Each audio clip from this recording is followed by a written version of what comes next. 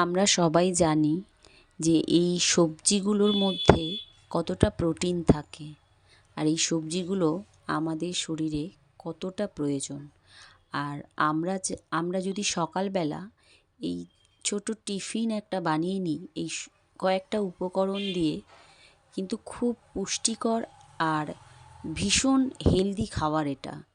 আর অনেকে এখন অয়েল ছাড়া অনেকেই চায় যে আমরা একটা হেলদি খাবার খাবো, তো সেই ক্ষেত্রে এই খাবারটা কিন্তু খুবই ভালো।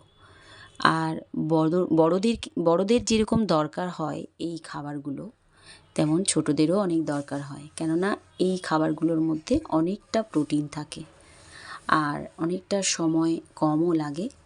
চটপট করে বানিয়ে আমরা কিন্তু খেতে পারি। আর এই সবজিগুলো বেশিরভাগ টাইম শীতকালে পাওয়া যায়। আর এই সবজিগুলোর টেস্টটা শীতকালেই পাওয়া যায়। গরমকালে যদি স্টোরের হয় সেগুলো একটু ভালো লাগে না। সবাই একবার ট্রাই করতে পারেন।